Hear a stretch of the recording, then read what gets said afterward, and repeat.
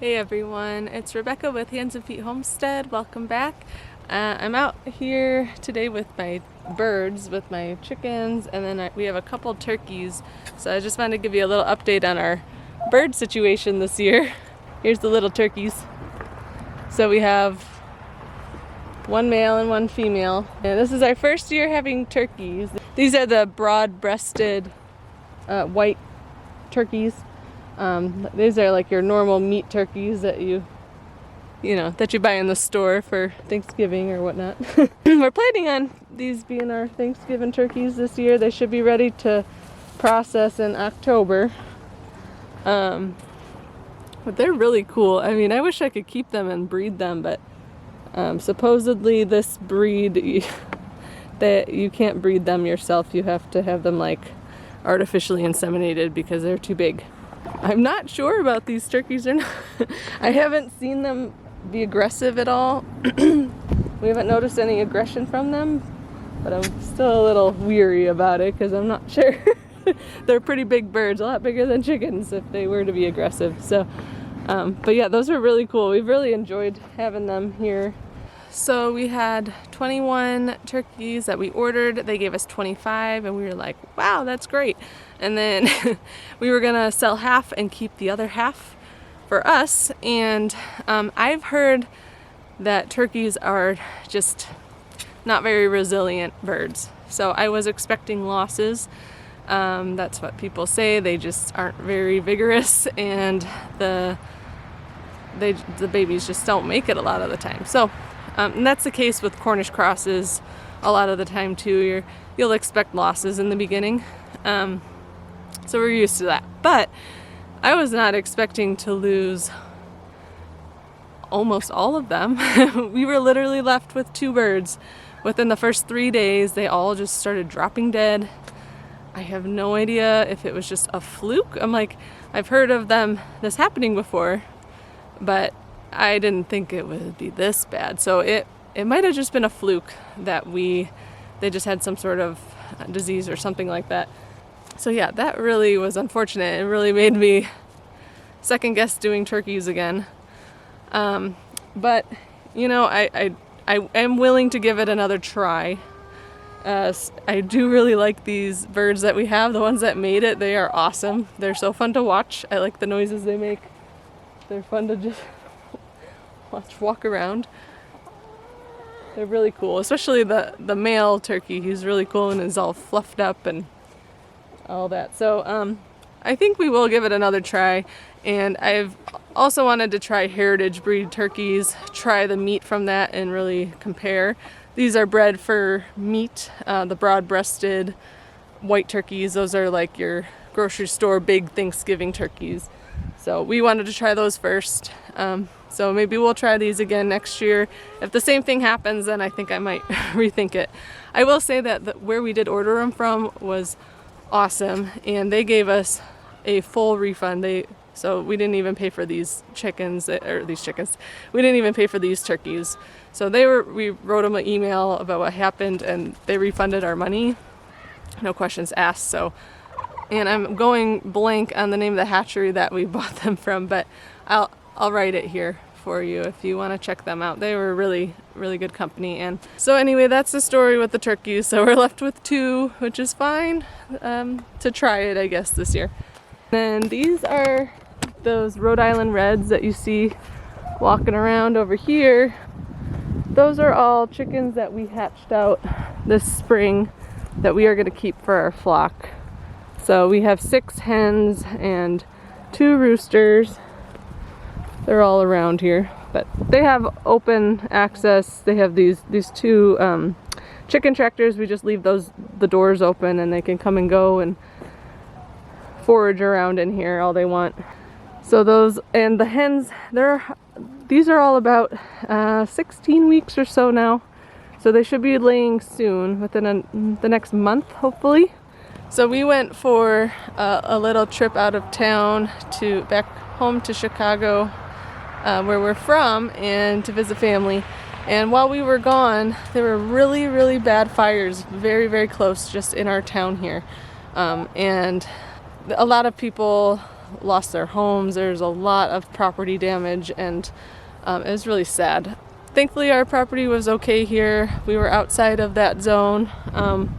We were never at a full evacuation at our where we are at, but it was very close by, and I guess it was incredibly smoky, obviously, all here, but we weren't here for that.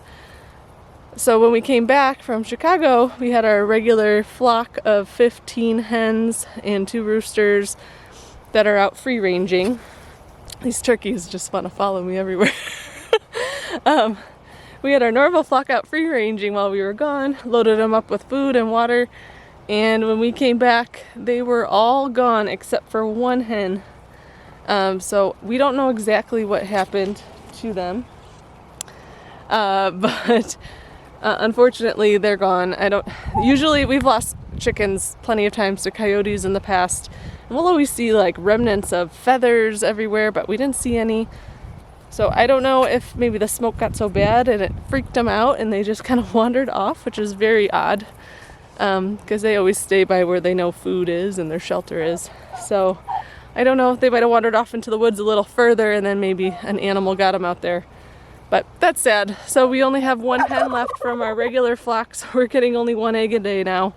But as I said, I have these chickens that we hatched out that will be laying within the next month, but it's just kind of part of doing this, raising animals, and things happen and you lose birds, unfortunately. We just have this electric netting we got a while back, so we have that set up along in the garden. This is all like a fenced in area, so we just kind of blocked off this end over here. So this is kind of like our seasonal chicken yard where we raise all of our meat birds and our turkeys, and then our up and coming chickens that are younger and not laying yet. But this week we're actually going to be moving the netting and putting it around the old coop, and penning them up over there and introducing that one lone chicken that's left to the rest of their friends here. She did get a little bit eaten up by roosters. Her back is missing a bunch of feathers, and I just recently sewed one of those chicken aprons. I think they call them chicken saddles. I like calling them chicken aprons, but anyway, I sewed one of those to put on her back so that when I do incorporate them together, because sometimes they can be kind of mean to new chickens in the flock. So protect her feathers, let her feathers grow back, make sure she's plenty warm at night. So this is the chicken apron that I made. It just has little elastic things that go over the wings. Okay, show them the feathers. See how she's missing all her feathers, poor chicken. All the roosters got to her. I think when the chickens wandered off, she got kind of beat up a little bit, because I don't know, she might have been left with just a lot of roosters. So here, let's try to get this on her, okay?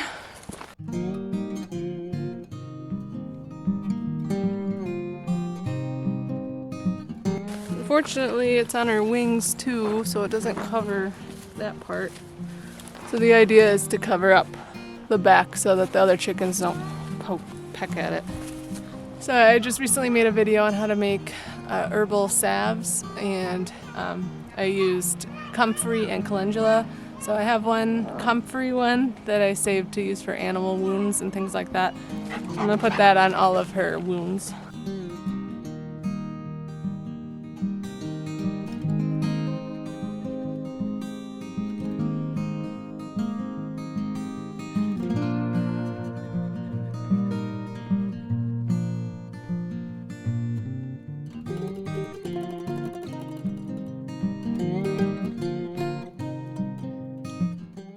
Are doing really well. I'm not going to get too close.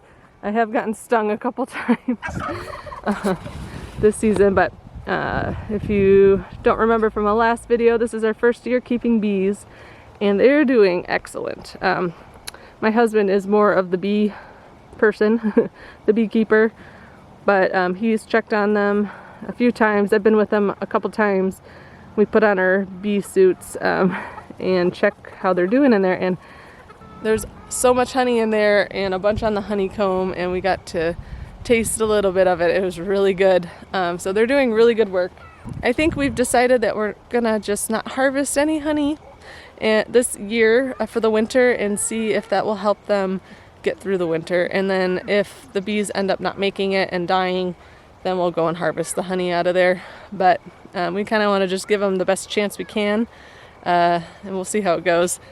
So, and then this spring we got a bunch of Freedom Rangers. Those are another type of meat chicken. And then we also did the Cornish crosses, which we've been doing those for, this was our 4th or 5th year. I think we're 4th year doing the Cornish cross. Those are an excellent meat bird. I have nothing bad really to say about them other than in the beginning they can be kind of not the most resilient bird and you can have some losses. And even when they're older too. Other than that, they put on a lot of meat really fast in 8 weeks. You really can't beat the amount of input that you put in to the amount of meat that you get. So I think we'll always do some Cornish crosses. But because of those reasons, with the health of the bird not being the greatest, and we're for the most part doing this because we want to know where our food comes from, raise healthy meat that we know what they're fed, how they were raised. That's a lot of the reason why we're doing what we're doing here. So we wanted to venture into a different breed. So we tried the Freedom Rangers. I've heard really great things about them. And we both really, really love them as far as like raising them from little baby chicks to adults. They totally acted like more like a regular chicken, like your regular layers would. And they were definitely more resilient. I don't think we lost a single one of those. I don't think we lost any chicks of those. So they were very, very healthy birds, robust. They really like Freedom Rangers is the name, and they really just like to free range and walk around. And they turned out great. But I've been trying both of the meats, and I personally really like the Freedom Ranger meat. I think I like it better than the Cornish crosses. And they did get really, really big. They didn't put on as big of like the breast meat as a Cornish cross does. They're more known for putting on bigger like dark meat and things like that, but they still have really good breast meat on them too. They just take a little bit longer. They took about 12 weeks to get up to size. They say 9 to 11, but we did 12, or I think we went a little longer. Because we were busy doing stuff, which is also a nice thing. Hello. Which is also a nice thing if the Cornish crosses, you can kind of feel a little pressed to butcher them really quickly so that they don't start like dying on you. Unfortunately, that's the case with them sometimes. For whatever reason, we were super busy with something, so it was nice to be able to know that they were going to be okay if we just put it off a little bit. Granted, we still had to feed them, and so that adds to costs. But overall, very, very happy with them. I have to say it was a little more tricky once we would open the door and they would scatter out everywhere. Cornish crosses are so easy to wrangle in. You put food down, you can just kind of like you can catch them really easily and put them back in the tractor. Freedom Rangers, it was kind of a process doing it alone, trying to wrangle them up to go back into the tractor, because we did end up locking them into the tractors at night, because when they were a little bit smaller, they were probably around 6 weeks old or so, we had left I'm like, oh, we put up this electric fence and then we just open the doors and let them free range, and I was like, yay, they're gonna have a really nice time free ranging. And then some overhead predators came and got them. Owls or hawks came and got them. So we lost around 6 or 7 of those to the birds. Just keep that in mind when the birds are smaller, that they really do need a lot more protection. We haven't had issue with the birds being out. One, because we have these huge turkeys here. I think that might help. And 2, the chickens are a lot bigger now, so they're out free ranging here. But you gotta be careful when they're little. So I learned that lesson. But other than that, I was really happy with the Freedom Rangers, and I think I will definitely do it again. I was able to order them in bulk so I could get like a cheaper price, and then I was able to sell I forget how many I ended up selling, but it was like half or something like that. And it was really easy. A lot of people locally wanted them, and they didn't think I had to order them. So that's an idea if you want to help make up the cost of the actual bird that you could try yourself. So we're pretty well set up for chicken processing. Maybe we'll do a future video of more in depth about that, but there's a lot of videos out there about how to actually, process the chicken from a live bird all the way into a package in your freezer. So we've been doing that for 4 years now. My husband made this really awesome chicken plucker. He adapted some things and kind of made it his own, changed a few things from the whiz bang chicken plucker. That's like the standard one.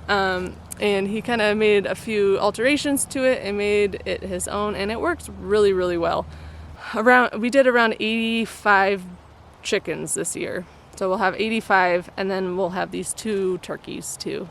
So that is our meat for the majority of the year for birds. I would love to get into getting cows or sheep even, or goats or something like that, but for now, we have the birds and the garden and the little kiddos over there, so that's enough to keep us busy for now. But that's kind of our bird update. It's been a while since we talked about the chickens and all the animals that we have going on here. So thanks so much for watching. Hope you found it interesting or learned something valuable. We will see you on the next video. Take care and God bless.